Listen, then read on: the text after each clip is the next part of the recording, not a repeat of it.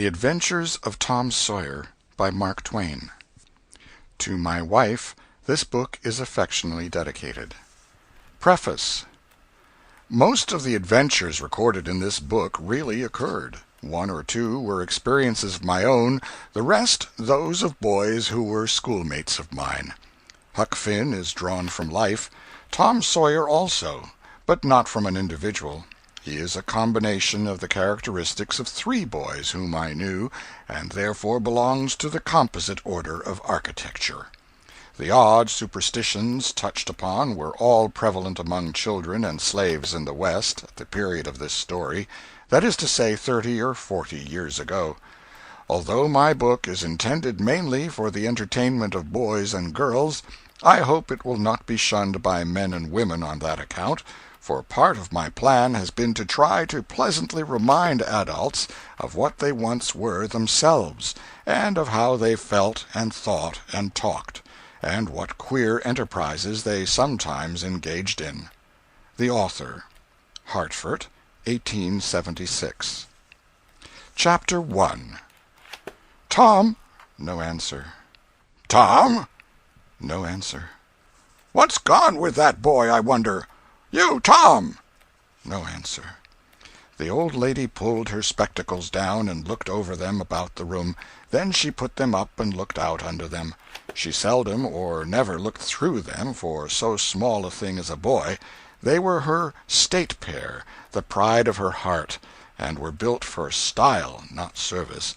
She could have seen through a pair of stove lids just as well. She looked perplexed for a moment, and then said, not fiercely, but still loud enough for the furniture to hear, "Well, I lay if I get hold of you, I'll—" She did not finish, for by this time she was bending down and punching under the bed with a broom, and so she needed breath to punctuate the punches with. She resurrected nothing but the cat. "I never see the beat of that boy." She went to the open door and stood in it, and looked out among the tomato vines and jimpson weeds that constituted the garden. No Tom. So she lifted up her voice at an angle calculated for distance, and shouted, "You, Tom!" There was a slight noise behind her, and she turned just in time to seize a small boy by the slack of his roundabout and arrest his flight. "There! I might 'a' thought of that closet. What you been doing in there?" "Nothing." "Nothing? Look at your hands, and look at your mouth. What is that truck?" "I don't know, Aunt." "Well, I know. It's jam, that's what it is. 40 times I've said if you didn't let that jam alone I'll skin you. Hand me that switch." The switch hovered in the air. The peril was desperate. "My, look behind you, Aunt!" The old lady whirled round and snatched her skirts out of danger. The lad fled on the instant, scrambled up the high board fence, and disappeared over it. His Aunt Polly stood surprised a moment, and then broke into a gentle laugh. "Hang that boy! Can't I never learn anything? Ain't he played me tricks enough like that for me to be looking out for him by this time? But old fools is the biggest fools there is. Can't learn an old dog new tricks, as the saying is. But my goodness, he never plays them alike 2 days, and how is a body to know what's coming? He 'pears to know just how long he can torment me before I get my dander up, and he knows if he can make out to put me off for a minute or make me laugh, it's all down again and I can't hit him a lick. I ain't doing my duty by that boy, and that's the Lord's truth, goodness knows. Spare the rod and spile the child, as the good book says. I'm a laying up sin and suffering for us both, I know. He's full of the old scratch, but laws a me, he's my own dead sister's boy, poor thing, and I ain't got the heart to lash him somehow. Every time I let him off my conscience does hurt me so, and every time I hit him my old heart most breaks. Well, well, a man that is born of a woman is of few days and full of trouble, as the Scripture says, and I reckon it's so. He'll play hooky this evening. That's southwestern for afternoon. And I'll just be obleeged to make him work tomorrow to punish him. It's mighty hard to make him work Saturdays when all the boys is having holiday, but he hates work more than he hates anything else, and I've got to do some of my duty by him, or I'll be the ruination of the child." Tom did play hooky, and he had a very good time. He got back home barely in season to help Jim, the small colored boy, saw next day's wood, and split the kindling before supper. At least he was there in time to tell his adventures to Jim, while Jim did three-fourths of the work. Tom's younger brother, or rather half-brother, Sid, was already through with his part of the work, picking up chips, for he was a quiet boy and had no adventurous, troublesome ways. While Tom was eating his supper and stealing sugar as opportunity offered, Aunt Polly asked him questions that were full of guile and very deep, for she wanted to trap him into damaging revealments. Like many other simple-hearted souls, it was her pet vanity to believe she was endowed with a talent for dark and mysterious diplomacy, and she loved to contemplate her most transparent devices as marvels of low cunning. Said she, "Tom, it was middling warm in school, wasn't it?" "Yes'm." "Powerful warm, wasn't it?" "Yes'm." "Didn't you want to go in a-swimming, Tom?" A bit of a scare shot through Tom, a touch of uncomfortable suspicion. He searched Aunt Polly's face, but it told him nothing.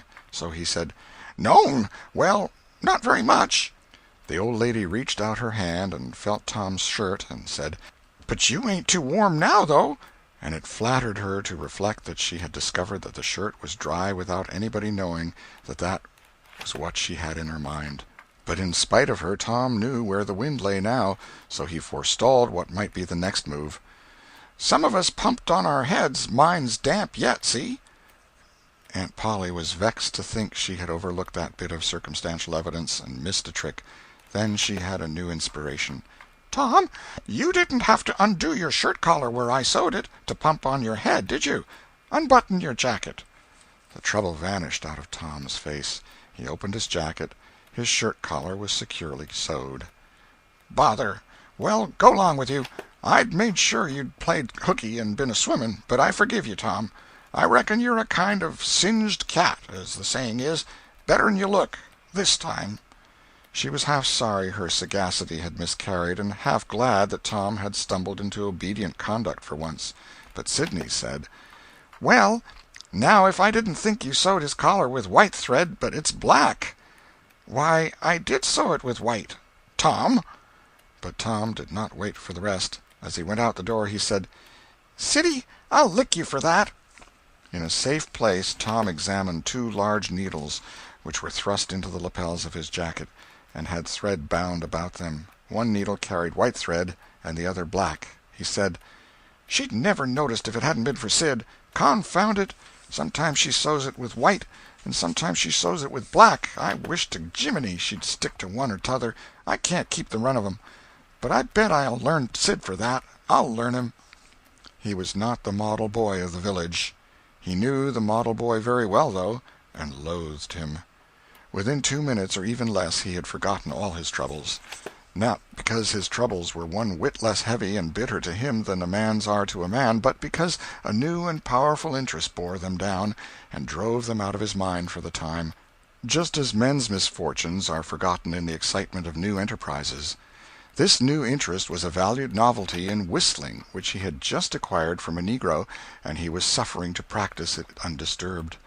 It consisted in a peculiar bird-like turn, a sort of liquid warble, produced by touching the tongue to the roof of the mouth at short intervals in the midst of the music. The reader probably remembers how to do it, if he has ever been a boy. Diligence and attention soon gave him the knack of it, and he strode down the street with his mouth full of harmony and his soul full of gratitude. He felt much as an astronomer feels who has discovered a new planet. No doubt, as far as strong, deep, unalloyed pleasure is concerned, the advantage was with the boy, not the astronomer. The summer evenings were long. It was not dark yet. Presently Tom checked his whistle. A stranger was before him, a boy a shade larger than himself. A newcomer of any age or either sex was an impressive curiosity in the poor little shabby village of St. Petersburg. This boy was well dressed, too, well dressed on a weekday. This was simply astounding. His cap was a dainty thing, his close-buttoned blue cloth roundabout was new and natty, and so were his pantaloons. He had shoes on, and it was only Friday. He even wore a necktie, a bright bit of ribbon. He had a citified air about him that ate into Tom's vitals. The more Tom stared at the splendid marvel, the higher he turned up his nose at his finery and the shabbier and shabbier his own outfit seemed to him to grow. Neither boy spoke. If one moved, the other moved, but only sidewise, in a circle. They kept face to face and eye to eye all the time. Finally Tom said, "I can lick you." "I'd like to see you try it." "Well, I can do it." "No, you can't either." "Yes, I can." "No, you can't." "I can." "You can't." Can't." An uncomfortable pause. Then Tom said, "What's your name?" "'Tisn't any of your business, maybe." "Well, I 'low I'll make it my business." "Well, why don't you?" "If you say much, I will." "Much, much, much. There now." "Oh, you think you're mighty smart, don't you? I could lick you with one hand tied behind me if I wanted to." "Well, why don't you do it? You say you can do it." "Well, I will, if you fool with me." "Oh, yes, I've seen whole families in the same fix." "Smarty, you think you're some, now, don't you? Oh, what a hat!" "You can lump that hat if you don't like it. I dare you to knock it off, and anybody that'll take a dare will suck eggs." "You're a liar." "You're another." "You're a fighting liar and doesn't take it up." "Ah, take a walk." "Say, if you give me much more of your sass, I'll take and bounce a rock off'n your head." "Oh, of course you will." "Well, I will." "Well, why don't you do it, then? Why do you keep saying you will, for? Why don't you do it?" "It's because you're afraid." "I ain't afraid." "You are." "I ain't." "You are." Another pause, and more eyeing and sidling around each other. Presently they were shoulder to shoulder. Tom said, "Get away from me." "Go away yourself." "I won't." "Well, I won't either." So they stood, each with a foot placed at an angle as a brace, and both shoving with might and main and glowering at each other with hate. But neither could get an advantage. After struggling till both were hot and flushed, each relaxed his strain with watchful caution, and Tom said, "You're a coward and a pup. I'll tell my big brother on you, and he can thrash you with his little finger, and I'll make him do it, too." "What do I care for your big brother? I've got a brother that's bigger than he is, and what's more, he can throw him over that fence, too." Both brothers were imaginary. "That's a lie." "Your saying so doesn't make it so." Tom drew a line in the dust with his big toe and said, "I dare you to step over that, and I'll lick you till you can't stand up. Anybody that'll take a dare will steal sheep." The new boy stepped over promptly and said, "Now you said you'd do it. Now let's see you do it." "Don't you crowd me, now. You better look out." "Well, you said you'd do it. Why don't you do it?" "By jingo, for 2 cents I will do it." The new boy took 2 broad coppers out of his pocket and held them out with derision. Tom struck them to the ground. In an instant both boys were rolling and tumbling in the dirt, gripped together like cats, and for the space of a minute they tugged and tore at each other's hair and clothes, punched and scratched each other's noses, and covered themselves with dust and glory. Presently the confusion took form, and through the fog of battle Tom appeared, seated astride the new boy, and pounding him with his fists. "Holler 'nuff," said he. The boy only struggled to free himself. He was crying, mainly from rage. "Holler 'nuff," and the pounding went on. At last the stranger got out a smothered "'Nuff," and Tom let him up and said, "Now that'll learn you. Better look out who you're fooling with next time." The new boy went off brushing the dust from his clothes, sobbing, snuffling, and occasionally looking back and shaking his head and threatening what he would do to Tom the next time he caught him out, to which Tom responded with jeers and started off in a high feather, and as soon as his back was turned the new boy snatched up a stone, threw it, and hit him between the shoulders, and then turned tail and ran like an antelope. Tom chased the traitor home, and thus found out where he lived. He then held a position at the gate for some time, daring the enemy to come outside, but the enemy only made faces at him through the window and declined. At last the enemy's mother appeared, and called Tom a bad, vicious, vulgar child, and ordered him away. So he went away, but he said he 'lowed to lay for that boy. He got home pretty late that night, and when he climbed cautiously in at the window he uncovered an ambuscade in the person of his aunt. And when she saw the state his clothes were in, her resolution to turn his Saturday holiday into captivity at hard labor became adamantine in its firmness. Chapter 2. The Glorious Whitewasher. Saturday morning was come, and all the summer world was bright and fresh and brimming with life. There was a song in every heart, and if the heart was young, the music issued at the lips. There was cheer in every face, and a spring in every step. The locust trees were in bloom, and the fragrance of the blossoms filled the air. Cardiff Hill, beyond the village and above it, was green with vegetation, and it lay just far enough away to seem a delectable land, dreamy, reposeful, and inviting. Tom appeared on the sidewalk with a bucket of whitewash and a long-handled brush. He surveyed the fence, and all gladness left him, and a deep melancholy settled down upon his spirit. 30 yards of board fence 9 feet high. Life to him seemed hollow, and existence but a burden. Sighing, he dipped his brush and passed it along the topmost plank, repeated the operation, did it again, compared the insignificant whitewashed streak with the far-reaching continent of unwhitewashed fence, and sat down on a tree-box discouraged. Jim came skipping out at the gate with a tin pail and singing "Buffalo Gals." Bringing water from the town pump had always been hateful work in Tom's eyes before, but now it did not strike him so. He remembered that there was company at the pump. White, mulatto, and negro boys and girls were always there waiting their turns, resting, trading playthings, quarreling, fighting, skylarking. And he remembered that although the pump was only 150 yards off, Jim never got back with a bucket of water under an hour, and even then somebody generally had to go after him. Tom said, "Say, Jim, I'll fetch the water if you'll whitewash some." Jim shook his head and said, "Can't, Mars Tom. Old missus, she told me I got to go and get dis water and stop fooling around with anybody. She say she spec Mars Tom gwine to ax me to whitewash, and so she told me to go 'long and tend to my own business. She 'lowed she'd tend to whitewashin'."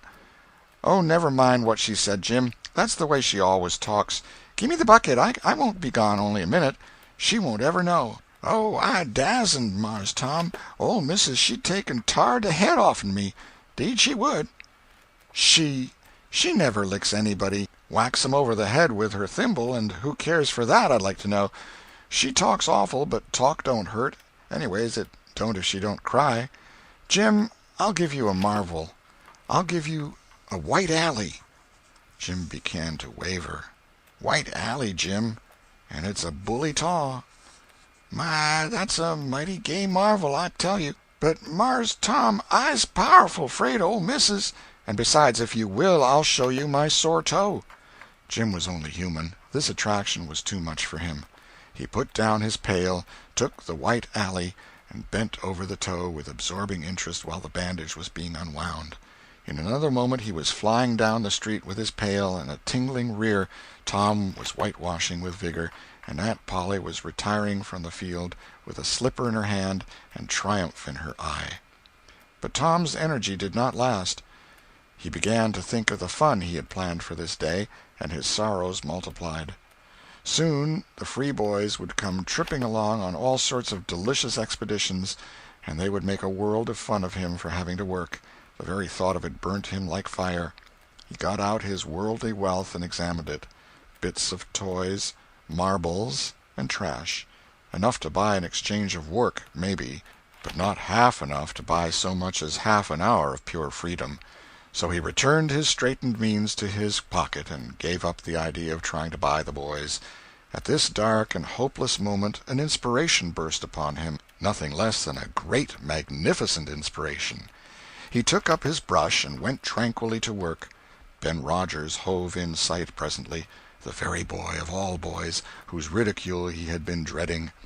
Ben's gait was the hop, skip, and jump, proof enough that his heart was light and his anticipations high. He was eating an apple, and giving a long, melodious whoop at intervals, followed by a deep-toned ding-dong-dong, ding-dong-dong, for he was personating a steamboat. As he drew near, he slackened speed, took the middle of the road, leaned far over to starboard, and rounded to, ponderously and with laborious pomp and circumstance, for he was personating the Big Missouri, and considered himself to be drawing 9 feet of water. He was boat and captain and engine bells combined, so he had to imagine himself standing on his own hurricane deck giving the orders and executing them. "Stop her, sir! Ting-a-ling-ling. The headway ran almost out, and he drew up slowly towards the sidewalk. Ship up to back. Ting-a-ling-ling. His arms straightened and stiffened down his sides. Set her back on the starboard. Ting-a-ling-a-ling. Chow! Chow! Chow! Chow! His right hand, meantime, described stately circles, for it was representing a 40-foot wheel. Let her go back on the larboard. Ting-a-ling-a-ling. Chow! Chow! Chow! The left hand began to describe circles. Stop the starboard. Ting-a-ling-ling. Stop the larboard.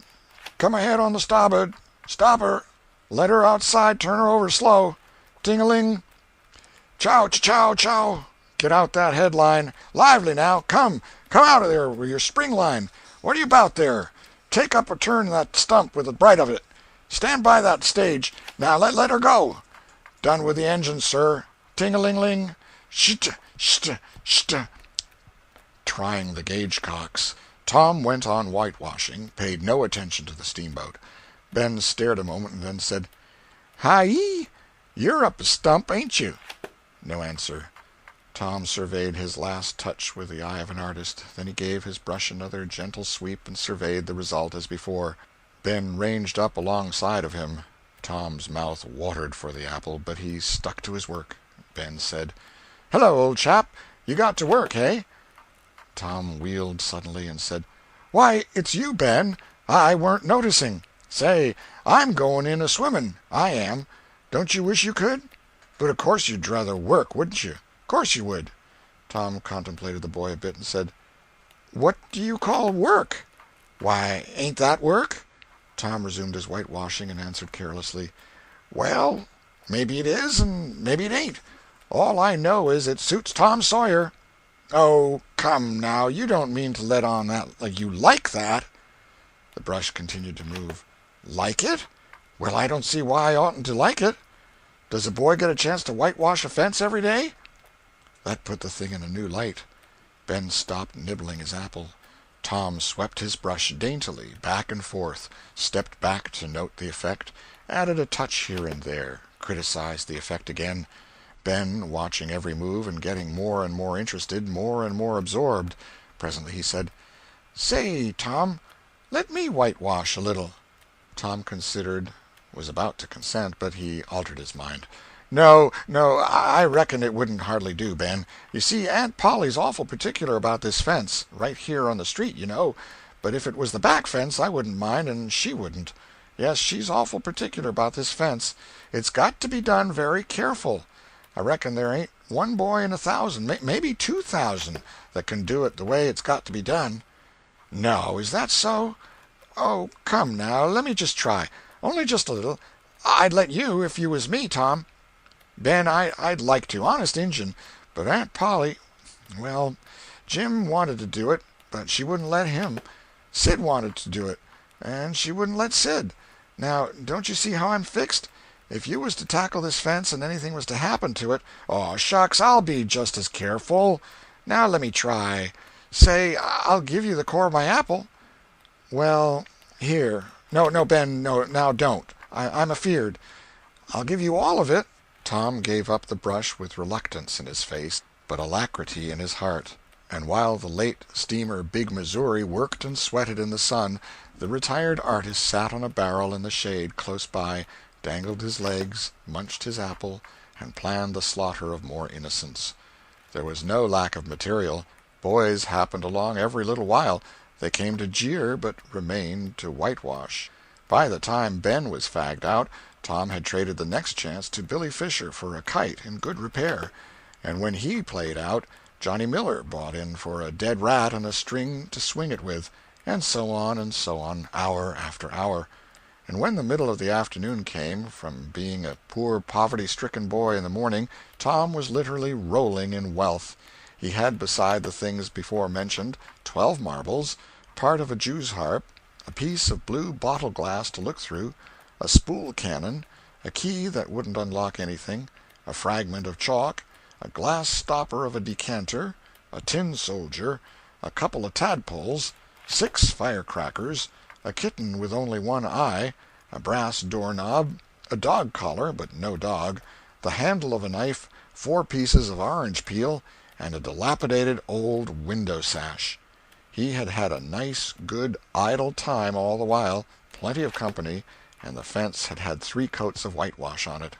If he hadn't run out of whitewash, he would have bankrupted every boy in the village. Tom said to himself that it was not such a hollow world after all. He had discovered a great law of human action without knowing it, namely, that in order to make a man or boy covet a thing, it is only necessary to make the thing difficult to attain.